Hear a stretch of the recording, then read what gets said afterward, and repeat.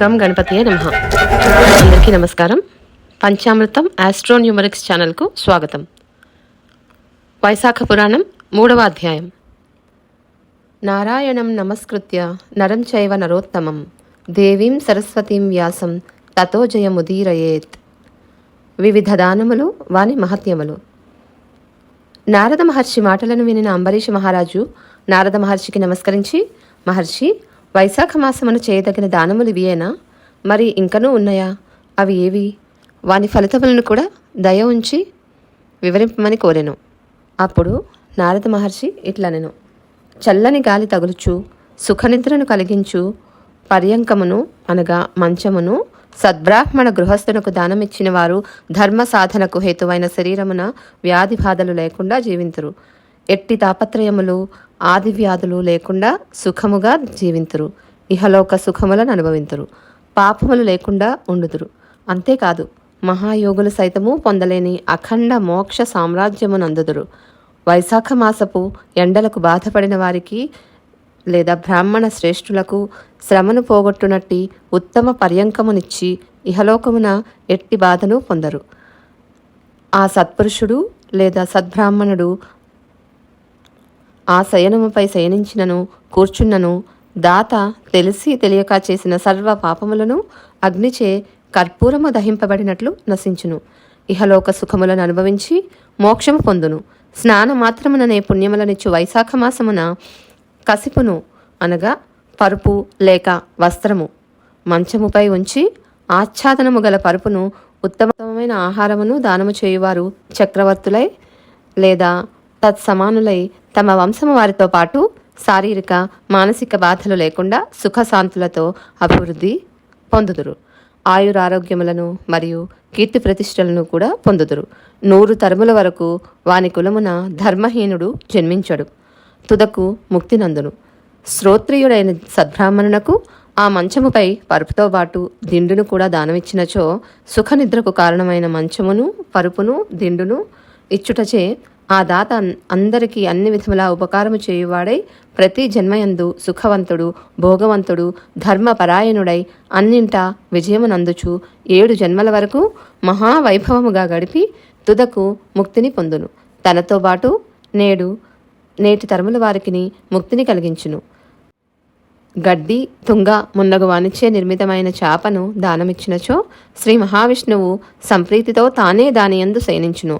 ఊర్ణ ఉన్ని గొర్రె నీటియందు పడినను తడవక ఉండునో అట్లే పర్యంక శయ్యాదానము చేసిన వారు కూడా సంసార సముద్రములో ఉన్నను ఆ వికారములంటని స్థితిని పొందుదురు. అట్టి పర్యంక శయ్యాదానమును చేయలేని వారు కట అనగా చాప దానమును చేయవచ్చు. శక్తి ఉండి పర్యంక శయ్యాదానము చేసిన వచ్చినట్టి పుణ్యమే అసక్తులై శయ్యాదానము చేసిన వారికి వచ్చును. అనగా చాపను దానము చేసిన వారికి కూడా అటువంటి ఫలితమే వచ్చును, వారు ఆసక్తులైనటువంటి వారైతే గనక. పడుకొనిన వారికి నిద్రచే శ్రమ దుఃఖము నశించును. అట్టి నిద్రను కలిగించు కటదానము దాతకు సర్వ సుఖములనిచ్చును. రాజా, వైశాఖ మాసమున కంబళి దానము చేసినచో అపమృత్యువును పోగొట్టి చిరకాలము నిశ్చితంగా సుఖజీవనము కలవారినిగా కావిస్తుంది. ఎండచే పీడింపబడిన వానికి వస్త్రము దానము చేసినచో పరిపూర్ణ ఆయుర్ధాయమునంది తుదకు ముక్తిని పొందును. లోని తాపమును పోగొట్టి కర్పూరమును దానమిచ్చినచో ముక్తి ఆనందము కలుగును, దుఃఖములు నశించును. ఉత్తమ బ్రాహ్మణునకు పుష్పములను దానమిచ్చినచో సర్వజనులను వశపరుచుకున్న మహారాజై చిరకాలము సుఖించును. కుమారులు మనుమలు మున్నగు వారితో సర్వ సౌఖ్యములను పొంది ముక్తిని పొందును. సూర్యుడు మేషరాశిలో ఉండగా వైశాఖ మాసమున కర్పూర తాంబూల దానమిచ్చినచో చక్రవర్తి అయి మోక్షమును పొందును. చర్మమునకు ఎముకలకు గల సంతాపమును పోగొట్టు చందనమును దానమిచ్చినచో సంసార తాపత్రయము నశించి సుఖించును. దుఃఖములు పాపములు లేకుండా జీవించి ముక్తిని పొందును. కస్తూరి మున్నగు సుగంధ ద్రవ్యములను ఇచ్చినచో ఎట్టి బాధలు లేకుండా జీవించి మోక్షమును పొందును. పద్మమాలను కాని అడవి మల్లెల మాలను కాని దానమిచ్చినచో చక్రవర్తి అయి సర్వజన మనోహరుడై చిరకాలము జీవించి ముక్తిని పొందును. వైశాఖమున మొగలి మల్లె పువ్వులు దానమిచ్చినచో మధుసూదనుని అనుగ్రహమున సుఖ భోగములను పొంది ముక్తిని పొందును. పోక చెక్కలను, సుగంధ ద్రవ్యమును, కొబ్బరికాయలను దానమిచ్చినచో నేడు అనగా 7 జన్మల వరకు బ్రాహ్మణుడై జన్మించి వేద పండితుడు ధనవంతుడు అయి ఉండి 7 తరముల వారితో కలిసి ముక్తిని పొందును. సద్బ్రాహ్మణుని ఇంటిలో విశ్రాంతి మండపమును కట్టించి ఇచ్చినచో వాని పుణ్యము ఇంత అని చెప్పుటకు మాటలకందనది సుమా. నీడనిచ్చు మండపము, నీడలో ఉన్న ఇసుక తిన్నెలు, చలివేంద్రము వీనిని నిర్మించి బాటసారులకు జనులకు ఉపకారము చేసిన వారు లోకాధిపతులగదురు. మార్గమున తోట, చెరువు, నూయి, మండపము వీనిని నిర్మింపచేసిన వానికి పుత్రులు లేకున్నను ధర్మలోపము అందువలన భయములు లేవు. నుయ్యి, చెరువు, తోట, విశ్రాంతి మండపము, చలివేంద్రము, పరులకు ఉపయోగించు మంచి పనులు చేయుట, పుత్రుడు ఇవి 7ను సప్త సంతానములని పెద్దలు చెప్తున్నారు. వీనిలోనే ఒకటి చేయకున్నను మానవునకు పుణ్యలోక ప్రాప్తి లేదు. సచ్చాస్త్ర శ్రవణము, తీర్థయాత్ర, సజ్జన సాంగత్యము, జలదానము, అన్నదానము, అశ్వర్థరోపణము అనగా రావి చెట్టును నాటుట, పుత్రుడు అను 7 సప్త సంతానములని వేదవేత్తలు చెప్తారు.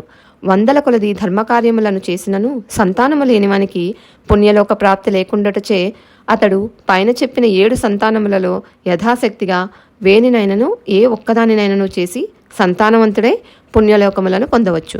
పుణ్యపాప వివేకము లేని పశువులు, పక్షులు, మృగములు, వృక్షములు సద్ధర్మాచరణ లేకపోవటచే పుణ్యలోక ప్రాప్తిని పొందవు. కానీ పుణ్య పాప వివేచనాశక్తి కలిగిన మానవులి సద్ధర్మములను ఆచరింపనచో వారికి పుణ్యలోకములు ఎట్లు కలుగును?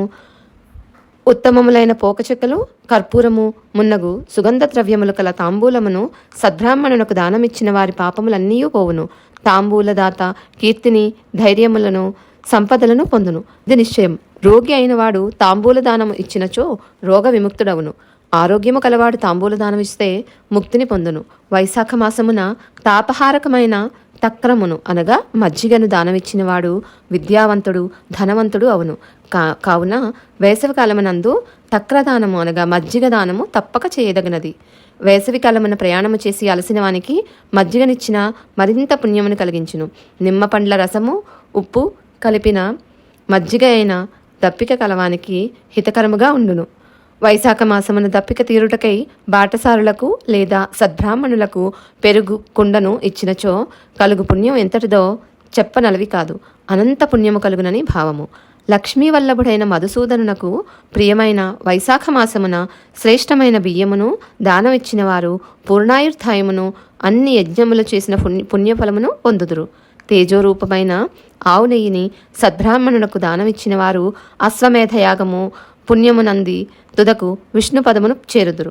విష్ణు ప్రీతికరమైన వైశాఖ మాసమున బెల్లమును, దోసకాయను దానమిచ్చిన వారు సర్వ పాపములను పోగొట్టుకొని శ్వేతదీపమున వసింతురు.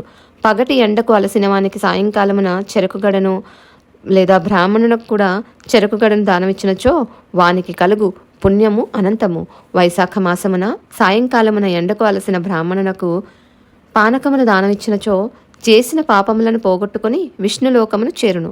పండ్లను, పానకమును దానమిచ్చినచో దాత యొక్క పితృదేవతలు అమృతపానము చేసినంత ఆనందమును పొందుదురు. దాతకు వాని పితృదేవతల ఆశీస్సులు లభించును. వైశాఖ మాసమున పానకముతో పాటు మామిడి పండ్లను దానమిచ్చినచో సర్వ పాపములు హరించును. పుణ్యలోక ప్రాప్తి కలుగును. చైత్రమాసమునందలి అమావాస్యనందు పానకము నిండిన కుండను దానమిచ్చినచో గయాక్షేత్రమున 100 మార్లు పితృశ్రాద్ధము చేసినంత పుణ్యము కలుగును. ఆ పానకమున కస్తూరి, కర్పూరము, వట్టివేళ్లు మున్నగు వానిని కలిపి చైత్రమాసమునందలి అమావాస్యయందు దానమిచ్చినచో వివిధ రీతులలో చేయవలసిన శ్రాద్ధములను నిర్వర్తించిన పుణ్యము కలుగును అని నారదుడు అంబరీష మహారాజునకు వివరించెను. వైశాఖ పురాణం 3వ అధ్యాయం సంపూర్ణము.